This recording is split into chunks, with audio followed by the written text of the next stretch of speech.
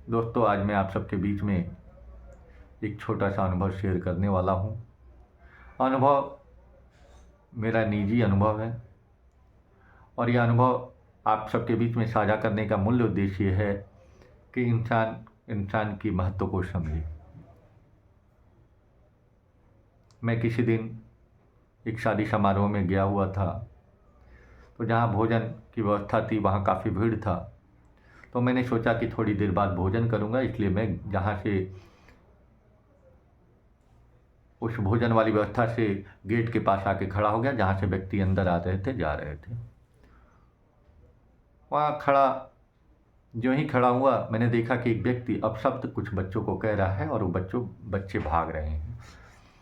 पुनः कुछ देर के बाद कुछ बच्चे और आए, जिनको वहाँ एक खड़ा व्यक्ति, एक सज्जन, उन बच्चों को अपशब्द कहते और उनको भगा देते। अंदर अंदर मेरे को तो खराब लग रहा था, लेकिन मैं वहाँ खुद ही एक गेस्ट था, तो मैं किसी को समझा नहीं सकता था। और दूसरे वो मेरे से काफ़ी उम्र में सीनियर, उम्रदार व्यक्ति थे, श्रेष्ठ व्यक्ति थे, तो वहाँ बोलना भी उचित मैंने नहीं समझा। तो दोस्तों, जब मैं इस घटना पे सोचना शुरू किया, उस दिन से मेरे अंदर यह बात थी कि मैं कभी शेयर करूं और जनता जनार्दन को इसके बारे में जागरूक करूं। दोस्तों, शादी में कभी भी खाना तो नाप जोख के बनता नहीं, और उस शादी समारोह में दो चार बच्चे जो है गंदे वेश में आ जाएं तो उनको भी भोजन देना चाहिए। मेरे मत से यह श्रेष्ठ है। क्यों? कि हम नहीं जानते कि उस बच्चे के रूप में नारायण हैं या वह बच्चा है कौन आया हुआ है, या कोई हमारे पूज्य हैं या हमारे कुल के कोई श्रेष्ठ व्यक्ति उस बच्चे के रूप में आए हुए हैं।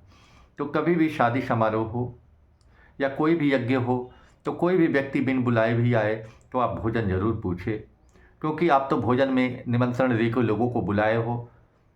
तो जब भोजन बनता है तो ऐसी व्यवस्था करें कि बिना निमंत्रण जो भी आए उनको भी पहले भोजन कराएं, क्योंकि बुला के ला के आप किसी को भोजन कराते हो तो ये तो शुभ कार्य है ही। लेकिन अगर बिना बुलाए आपके घर कोई आ गया तो उनको सबसे पहले भोजन कराओ, क्योंकि पता नहीं वह कौन है, आप जानते नहीं हो, आप तत्वदर्शी नहीं हो, आप महात्मा नहीं हो। मेरा ये आप सबसे हाथ जोड़ के आग्रह है कि इंसान के महत्व को समझे। हम सब लोग दोस्ती भी करते हैं तो ये देखते हैं कि उनका स्टेटस कैसा है। हम लोग खाने पे किसी को बुलाते हैं तो स्टेटस देख के बुलाते हैं। अगर उससे छोटे स्टेटस का व्यक्ति आ गया तो हम उसको बात करना भी पसंद नहीं करते। दोस्तों, धर्म में ऐसा कहीं भी कैटेगराइजेशन नहीं है, शास्त्रों में कहीं ऐसा वर्णन नहीं है कि आप किसी को हे दृष्टि से देखें और किसी को ऊंचा दृष्टि से देखें। ऐसे भगवान ने कहीं नहीं वर्णन किया है। हाँ, अगर हमारे पास कोई छोटा व्यक्ति भी आता है और हमारे यहाँ भोजन का कोई उत्सव हो रहा है, तो सबसे पहले हमारा यह फर्ज बनता है कि उस छोटे व्यक्ति को खिलाएं। जो ऊंचा व्यक्ति है, जो सम्मानित व्यक्ति है, उसको तो सब कुछ हर दिन मिल रहा है, लेकिन जो व्यक्ति छोटी है, हमसे औकात में छोटा है, तो हो सकता है कि उसको हर तरह का व्यंजन रोज़ न मिलता हो। तो हमारी प्राथमिकता ये होनी चाहिए कि पहले जो व्यक्ति है, हमसे छोटा है, उसको भोजन कराएं। ये ना कि हमसे जो बड़ा है, हमसे पद में प्रतिष्ठा में बड़ा है, उसकी के पीछे नाचें। भाई ठीक है, उनको सम्मान दो, लेकिन जो व्यक्ति भूखा है पहले उसको भोजन कराओ। जो व्यक्ति पहले से ही भरा हुआ है, जो हर दिन व्यंजन ही खा रहा है, अच्छे अच्छे मिष्ठान ही खा रहा है, उसको आपके पार्टी में कैसे 56 भोग भी खिलाओगे तो कोई फर्क नहीं पड़ता, लेकिन उस व्यक्ति को जरूर खिलाओ जिसको 56 भोग कभी मिलता नहीं है। अगर आप सक्षम हो तो 56 भोग उसको खिलाओ जिसको कभी मिला नहीं है। देखना कैसा दिल से आशीर्वाद दे के जाएगा।